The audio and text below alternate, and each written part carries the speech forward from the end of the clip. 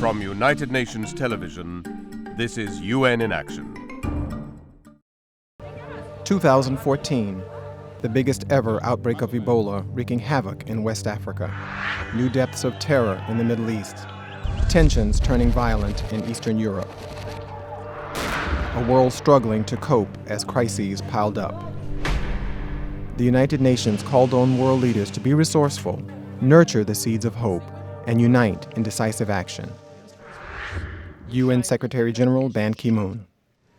From barrel bombs to beheadings, from the deliberate starvation of civilians to the assault on hospitals, UN shelters, and aid convoys, human rights and the rule of law are under attack.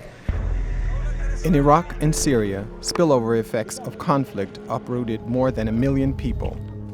Foreign fighters used the power vacuum to get large areas under their control, shocking the world with extreme violence.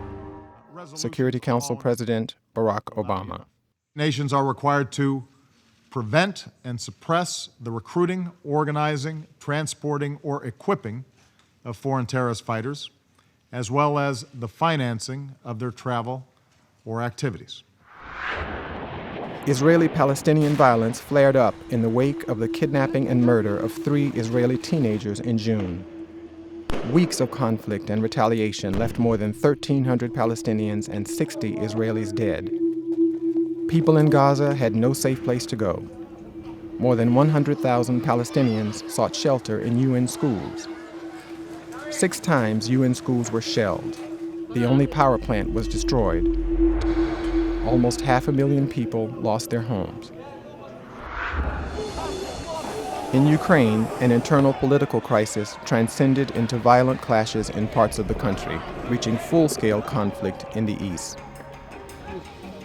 Conditions deteriorated, with serious consequences for the country's unity and stability. Despite a ceasefire agreement, the situation remains extremely fragile. In the Central African Republic, sectarian violence and reprisal killings between Christians and Muslims left the country fractured and traumatized. People marched with machetes through the capital, sending thousands to flee and hide in the bush. The UN mission's call for voluntary disarmament saw only low turnout. Cash for Work programs try to promote cooperation between the factions. In a tense security situation, 2 million people still need humanitarian aid. In South Sudan, the need for early action against human rights violations led to providing shelter for nearly 100,000 people at the UN bases. The logistical challenges were tremendous, especially during the rainy season. Peacekeeping clinics even had to deal with delivering babies. Security Council members traveled to South Sudan to urge the local leadership to engage in reconciliation, and left disappointed.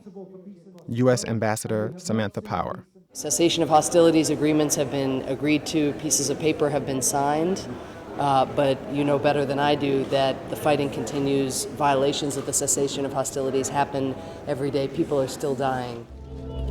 In 2014, the world counted more than 50 million refugees, the highest number since the end of World War II, a population that would make up the 26th largest country on Earth.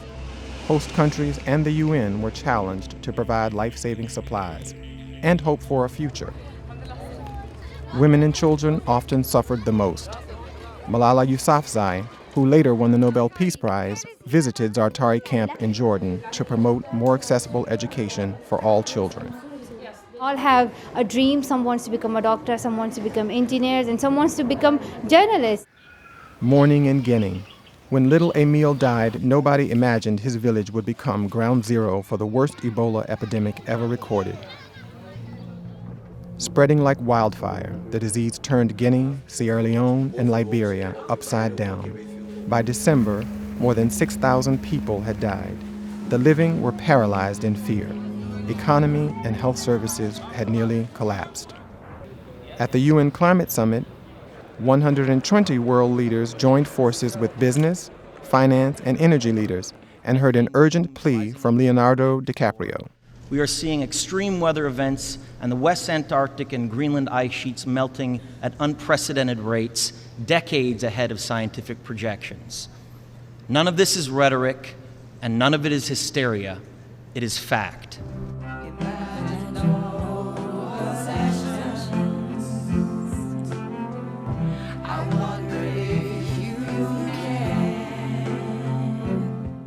Celebrating the 25th anniversary of the Convention on the Rights of the Child, UNICEF reminded to imagine.